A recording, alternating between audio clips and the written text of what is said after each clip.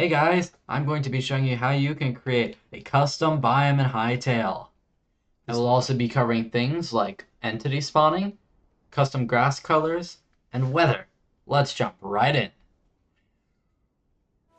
First, before we do anything, you're going to want to make sure you have operator permissions, so make sure you can go to creative tools, and if not, use the OP command to give yourself operator. Once you have done that, we'll have to use the brand new world gen 2 command. So go ahead and use that. And for my purposes, I will be naming my biome the Big City Biome.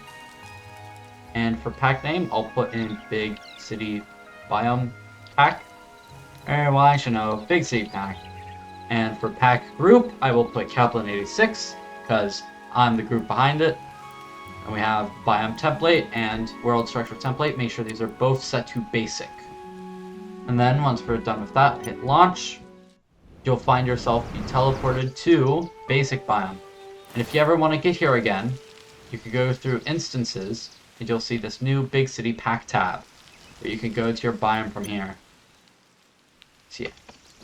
Whee! Anywho, now what we have to do is we have to find the folder path of your save file. So the way I find that to be the most easiest is just quitting to main menu. Open up your world, give the old right click, open folder, and then you'll see your folder should open up here. Keep this path for later, so I'm just going to go ahead and copy that and close. Now, make your way back to it.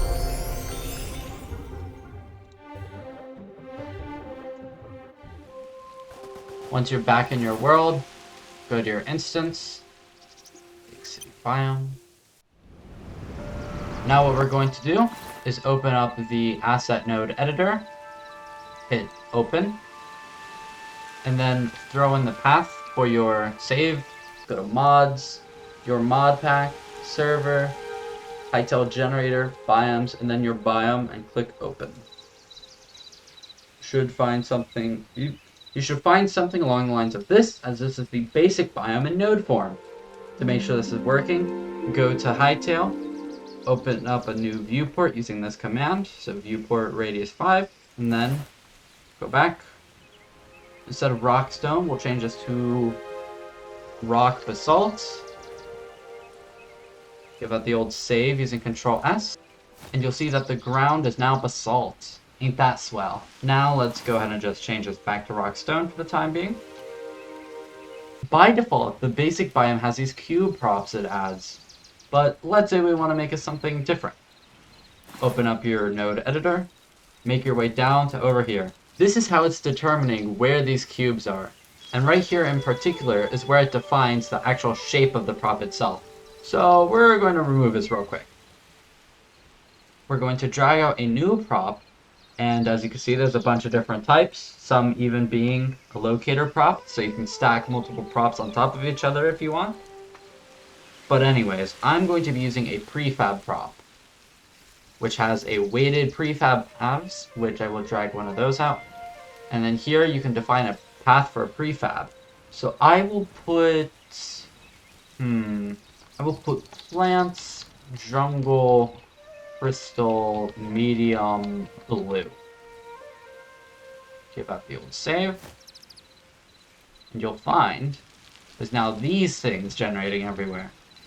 And the way I have this path is if I go to our handy dandy prefab list and go through the path of plants, jungle, crystal, and then medium, blue. Here's the prefab.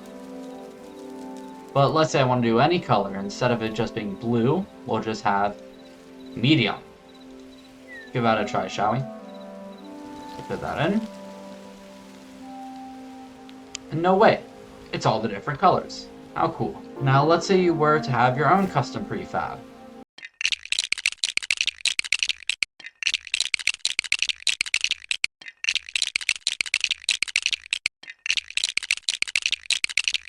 Once you have a prefab selected, you can do prefab save.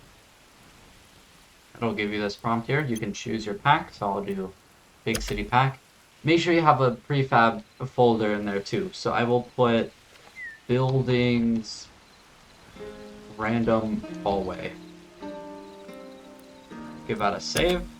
And for this one, I'll also do it. So I will save this one as not buildings, but I'll do relics. And then I'll put this under the name of statue. So now, if you boot up the prefab list, you should see your hack here. And you should see your prefabs in the correct folders. Wow. And now you can use them just how you would use the normal things. So let's see here. For my building, it's just under buildings. So buildings. Give out the old save. It'll likely reset this area. Yep. However, you'll see all of these are here. But let's say you want to have more than one prefab and you want them to be in like different folders and such. Well, you can do that by having another weighted path, but this time for a different path. So let's see here. Relics. Okay. So I put in relics. Give that the save. And now you'll see that half of these are now buildings and half of them are relics. But what if I want to change those proportions? Well, you can use that using the weight here. So, if I put 0.5, look, you'll see that it's now roughly like a, I want to say 25 to 75%. I don't know the weight math, but that's probably correct, hopefully. Hey guys, post-recording Kaplin here. I'm going to show you how to make it to where your props will rotate randomly. So we'll grab a random rotator prop here, disconnect this with the delete key, drag this out like that. Instead of rotations, we want to add however many rotations you want. So I'm just going to do 90, 180, 270. Now if I save this, I'm going to set a viewport radius of 5, and you'll see now it's all rotated like that. Anyways, let's make this ground grass because I really don't like the stone look. We'll go up over here where it says rock stone. We'll change this to soil grass. Save with Control S. Go back. You might notice as your land slowly starts to change that prefabs are not spawning on this grass. But why is that? Well, if we go down all the way over here, right, we have the locator prop. And this is what it does to know the right Y level and other specific stuff on where to put the prefab, right? So it takes in a base position, and then it uses this to put on the right Y-axis. And that uses the linear scanner, which scans up and down, and the floor pattern. And this floor pattern, right, has an origin, that being air, so we can keep that empty, and floor being a material, which is no longer rock stone, but now soil grass. Save. You'll see that props are now starting to show up on the grass. But if you dig down, you might notice that every block is grass, which that's a bit unpreferred. So let's make it so it's dirt when you dig down. Going all the way back up and over here to our soil grass, you might see this, a Q material provider. How this works is that based on the height, it will go through each one, or based on the order defined by height, it will go through each of these material providers. So let me show you just what I mean. I will create a new node above this, the space and depth material provider. And for layers, I will put the constant thickness layer 1 of a constant material being solid soil grass. And for here, I'll do soil dirt. Now what this does is, oh, forgot to say, max expected depth has to be set to 1. So what this does here is it starts by asking the space and depth material provider, hey, am I depth into the floor 1? And if it is, it'll place a 1 thickness thing of soil grass. But if it isn't, it'll continue on and it'll immediately default to soil dirt. So give that the save, let it reload. Reloads a lot quicker now for some reason. Anyways. Now while nothing has changed on the surface, that was a bad joke, my bad. If we look underground, it's now there now, so yeah. So now play around with the numbers to your heart's content. See how your biome changes. Should have everything you need to start making on your own. But I'll show you some specific things. Now, let's say you don't always want it to be bright and shiny outside in your biome. Maybe you want it to always be raining for whatever reason. Well, luckily, that's a pretty easy thing to add. Open up the asset editor. We will create a new asset, a environment asset underneath the name of Big City Environment. Copy asset, and we'll copy HYTALE's. We'll do default. Why not? Default. So it has a bunch of different stuff like water tint. So if you want to tint water here, that's how you would do it. So I'll go ahead and make mine red. And we'll do that before we set the weather to test this out. Make sure it's all hooked up. So go into your node editor where it says the environment here. You want to put in Big City Environment or whatever you named it. I spelled that wrong, didn't I? Don't mind me, I'm just too lazy to rewrite out. Alright, give it a save. Did I spell right here? No, I didn't. Okay. Please spell it right, kids. I'm just gonna copy that.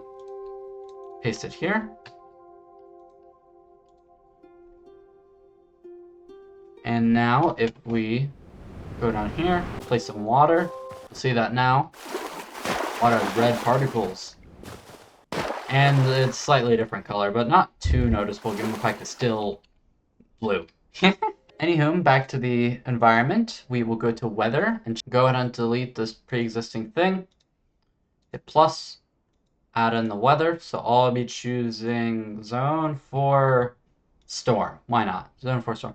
Be careful not to touch these numbers yet, because there's like some sort of bug going on. It'll crash your editor, right? So what you have to do is you have to manually assign the weights here, all of them. So 100, 100, 100, 100, 100.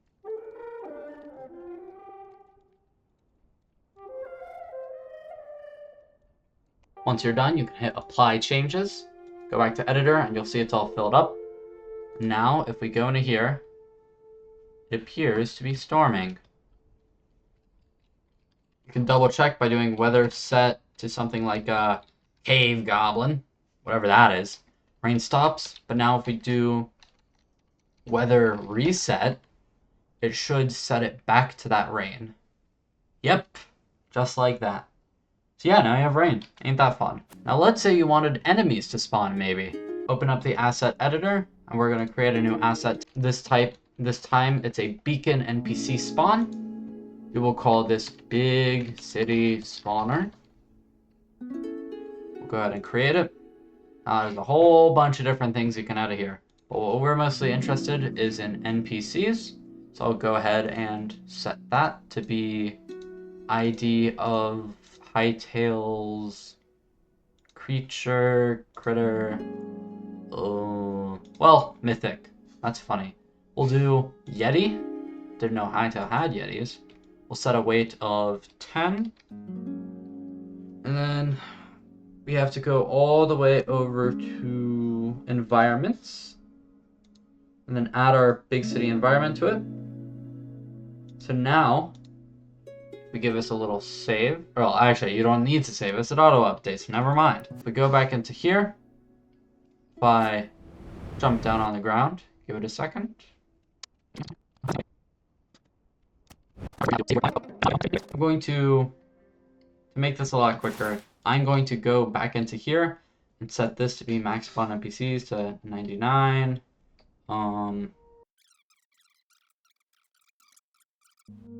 Walk here, you'll see that some Yetis will just spawn. Oh my gosh, that's a lot of Yetis. Why are there so many?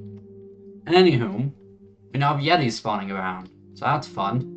Let's say you wanted to change this ground color, for example. Well, if you open up the asset node editor here, you can go over to this tint provider. I'm going to make it a nice little blue. Save that. You'll see that the ground is now this nice little blue. So yeah, now you should have everything to be able to create a Okay. You should now have everything you need to create a biome. So go do modding, and I'll probably make a follow-up video when they fix some of the issues with fragment keys. So yeah.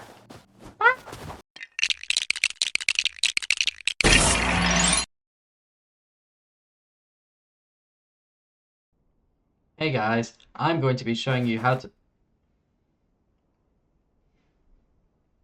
I'm no, I gotta fix that before I can't focus. Okay, there we go. All right,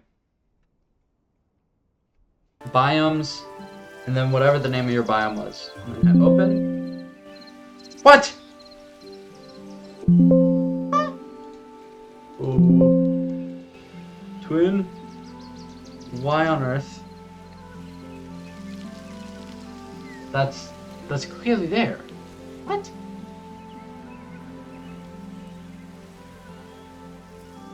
Huh? 5's a pretty good radius in my mind. And now, if we head back, go over to right here where it says soil grass. What? Mine is... Huh? Is this the wrong thing? Oh, this is... Yes, it literally is. Okay,